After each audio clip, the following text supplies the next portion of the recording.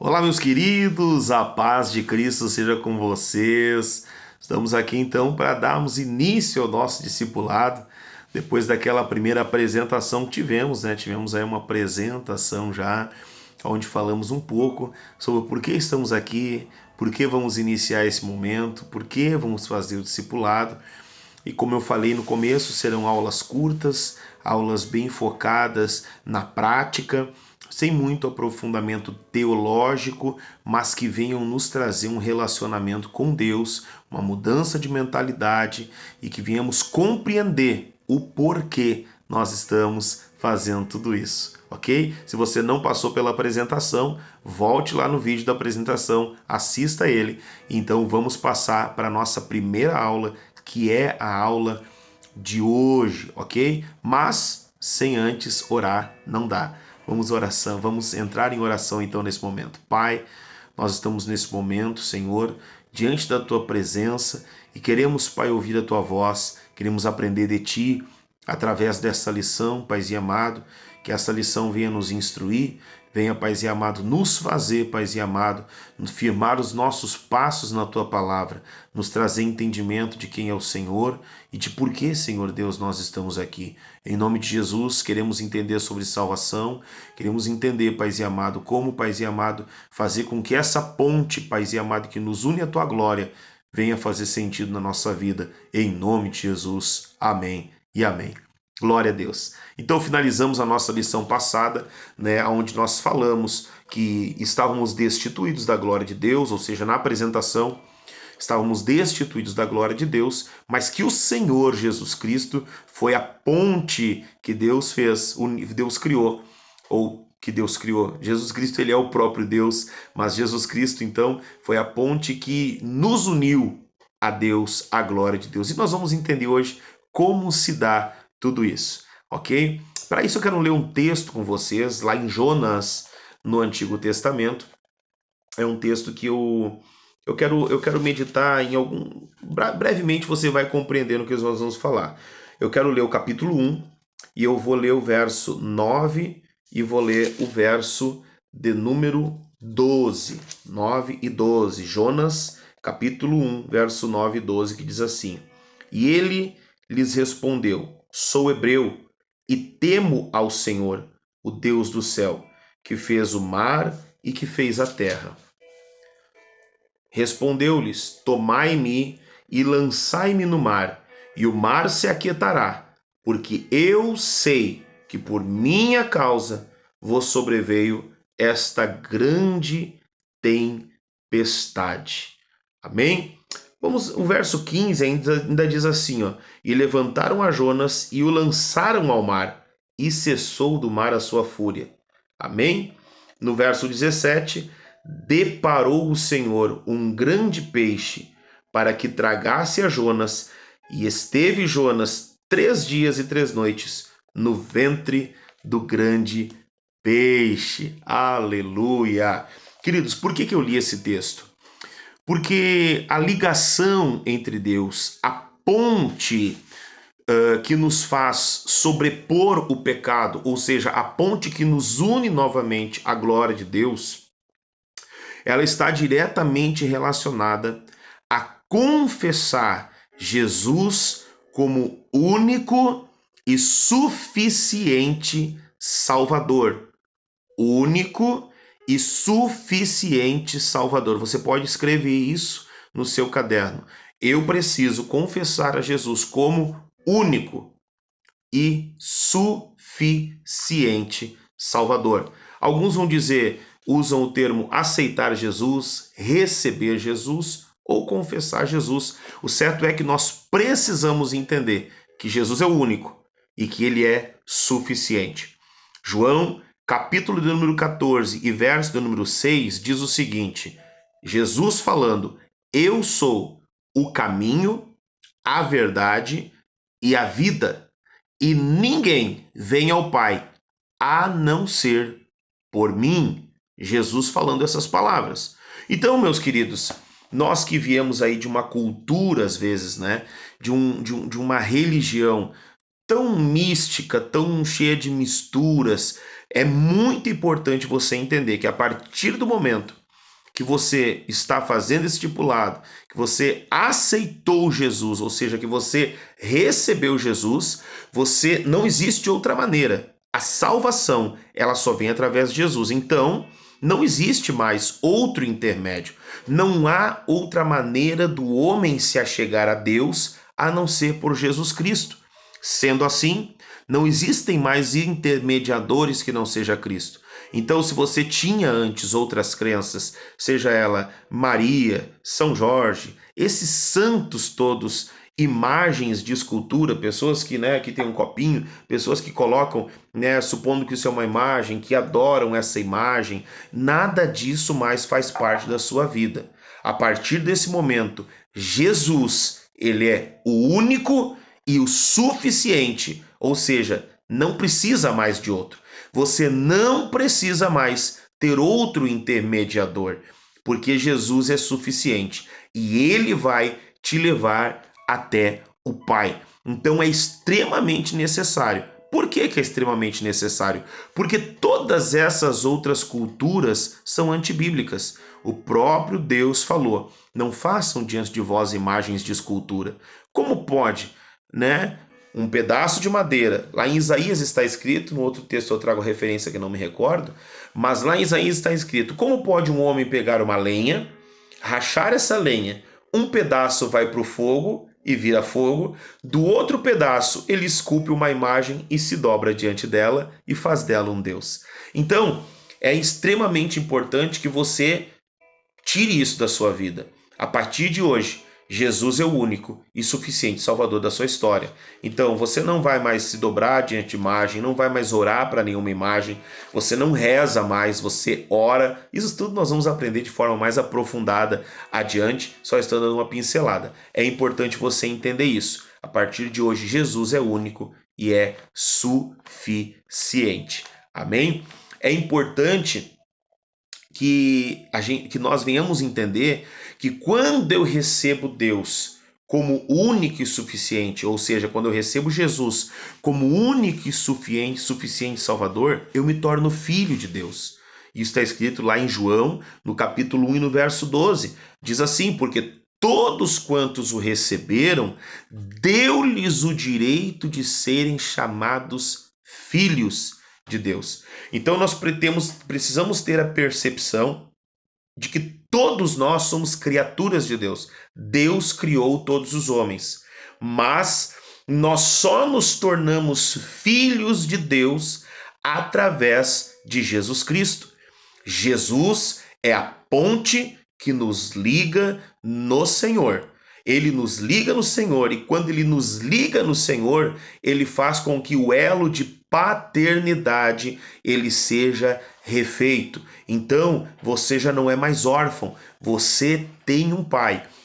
Todo filho é herdeiro. Sendo assim, a partir do momento que você aceita Jesus ou recebe ele como único e suficiente Salvador da sua vida, você tira todas as outras coisas em quem você acreditava, crenças que você tinha, misticismos que você tinha, imagens que você se curvava, santos que você acreditava que levavam você para Deus. A partir do momento que você tira tudo isso e a sua fé está diretamente ligada em Jesus e você entende que ele é o único e suficiente, a partir desse momento você passa a ser filho de Deus. Logo, você é herdeiro de todas as coisas que o Senhor tem e o Senhor é dono de todas as coisas. Amém?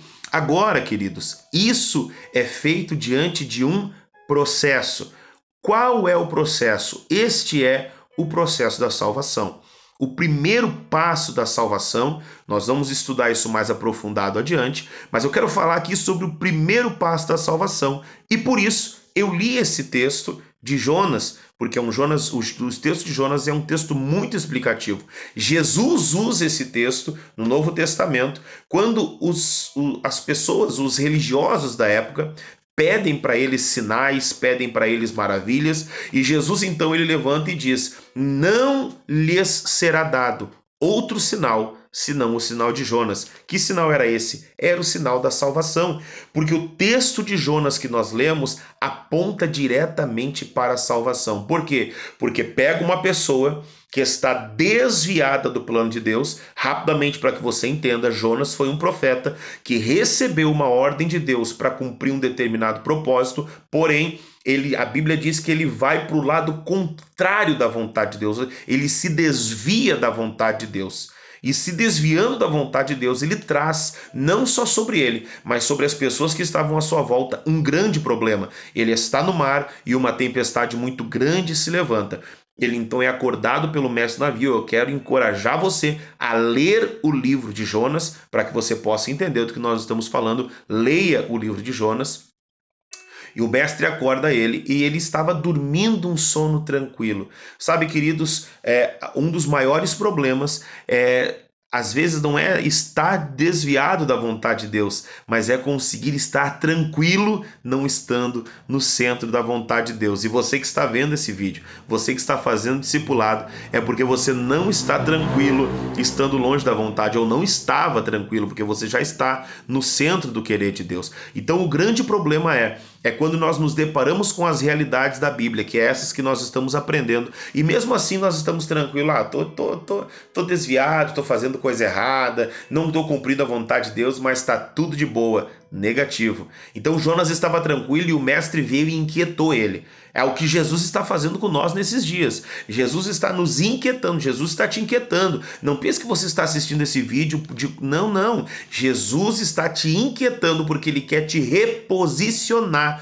no centro do seu querer, no centro da sua vontade. O mestre chama ele e o primeiro passo de Jonas é o que nós lemos, no verso de número 9. E ele respondeu: eu sou hebreu e temo ao Senhor. O que ele fez? Ele reconheceu Deus, que é o que nós acabamos de falar. Ele falou: eu tenho um Deus, ou seja, ele reconheceu o Senhor como o único e suficiente Salvador dele. O primeiro passo, Jonas passou.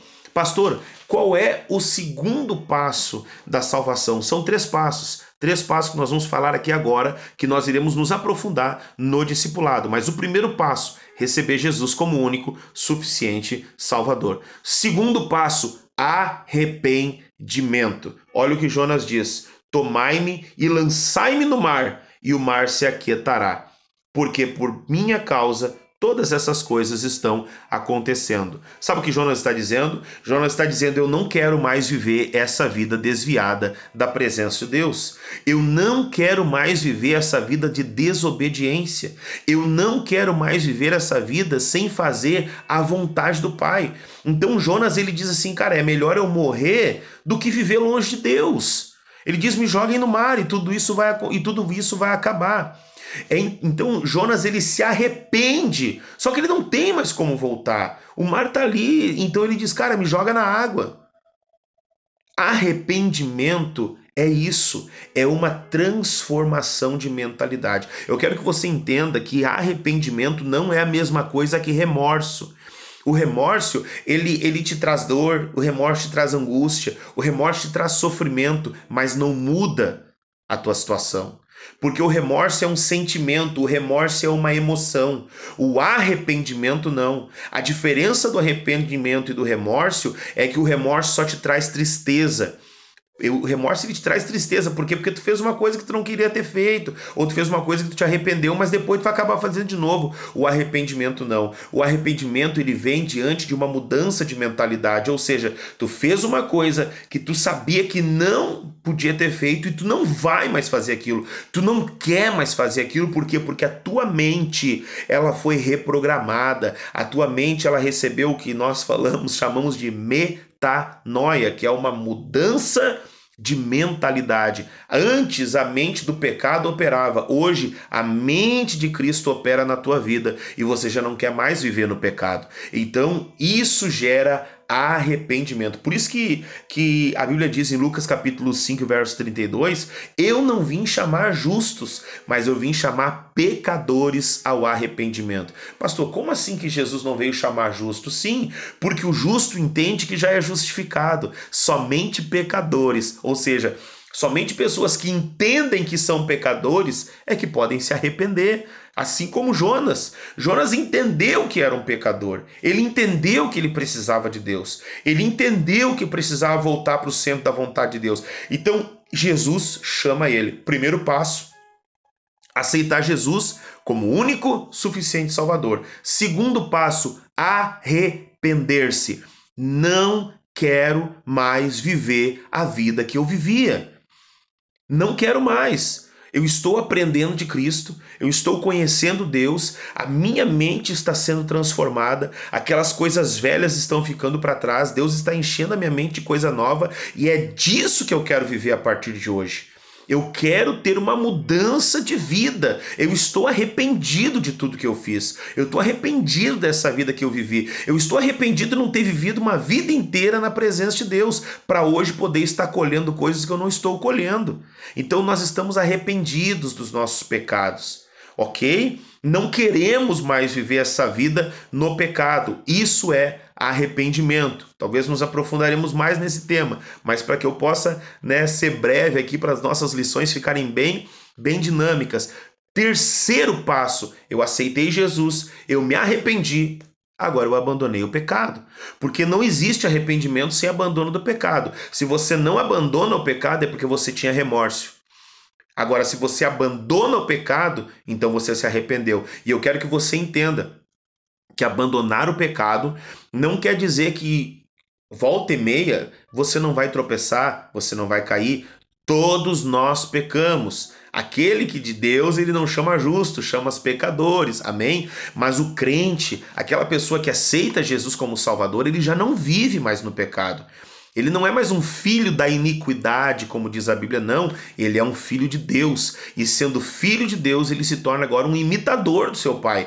Ele imita o seu pai. Ele quer ser uma pessoa que pratica boas obras, frutos dignos e de arrependimento, como diz a palavra de Deus. Então, o fato de eu abandonar o pecado não quer dizer que eu não vou pecar novamente, mas eu já não vou mais viver no pecado. O pecado na minha vida agora vira um acidente. Já não vira mais um meio de vida, porque o pecado antes era um meio de vida. Eu vivia da mentira, mentira para mim era normal, se prostituir para mim era normal, e quando eu falo se prostituir, eu estou falando, pessoas que têm relação extraconjugal, pessoa que tem relação com o namorado, pessoas que têm relação sem compromisso, isso que é o que a Bíblia fala de prostituição, isso é normal na minha vida, falar palavrão é normal, todas essas coisas são coisas normais do cotidiano, ver coisas obscenas é normal. Agora na minha vida isso não vai mais ser normal, por quê? Porque eu estou arrependido de tudo isso e estou abandonando essa minha vida. Por isso que Jonas diz, me joguem na água. O que Jonas estava querendo dizer com me joguem na água? Ele estava dizendo, eu estou abandonando essa vida do pecado, eu estou abandonando essa vida longe da presença de Deus.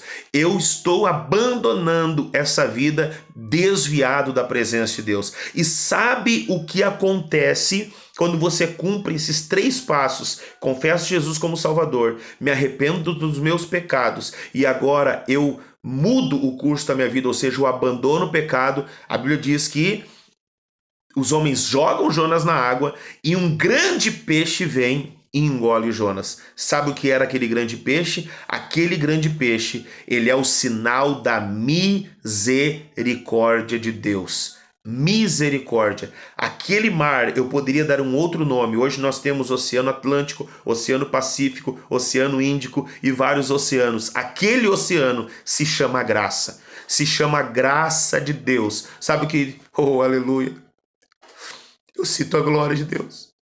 Sabe o que Jonas alcança quando ele cumpre aqueles 3 passos? Ele aceita Jesus, ele se arrepende dos seus pecados, ele abandona os seus pecados e ele mergulha na graça do Espírito Santo, porque só a graça é capaz de nos salvar. O que é graça, pastor? É um favor imerecido. A graça é o mar aonde são lançados todos aqueles que não mereciam salvação, todos aqueles que estavam indo rumo ao inferno, mas que aceitaram Jesus, confessaram seus pecados, abandonaram seus pecados e agora, sem merecimento algum, são lançados na graça. Na graça também é chamado de mar do esquecimento. Que mar é esse? É o que a palavra diz quando Deus fala: E aquele que confessa Jesus, todas as coisas são feitas novas e Deus lança os seus pecados no mar do esquecimento. Deus não lembra mais dos teus pecados a partir do momento que você aceita Jesus. Você, no mar da graça, você é engolido por um peixe chamado misericórdia. E dentro desse peixe chamado misericórdia, você encontra salvação. Aleluia! Você encontra salvação dentro desse peixe chamado misericórdia. Que Deus abençoe a sua vida, que esteve hoje participando dessa aula do discipulado. Que você possa ter aprendido de Deus os 3 passos da salvação, os 3 passos para alcançar a salvação. Depois nós vamos aprofundarmos no tema salvação. Mas para alcançar a salvação existem esses 3 passos, dos quais todos nós precisamos passar para entrar dentro desse peixe chamado misericórdia. E sabe o que é mais lindo de tudo? É que as misericórdias de Deus se renovam todos os dias. Aleluia. Queridos, Deus abençoe a sua vida. Estude essa lição. Medite nestas palavras e eu quero desafiar você, enquanto estuda o discipulado, que você leia a Bíblia. Comece a ler a Bíblia pelos evangelhos, Mateus, Marcos, Lucas, João, e vai acrescentando dúvidas e nos mandando as suas dúvidas em nome de Jesus. Amém? Essa foi nossa primeira aula. Deus abençoe a sua vida.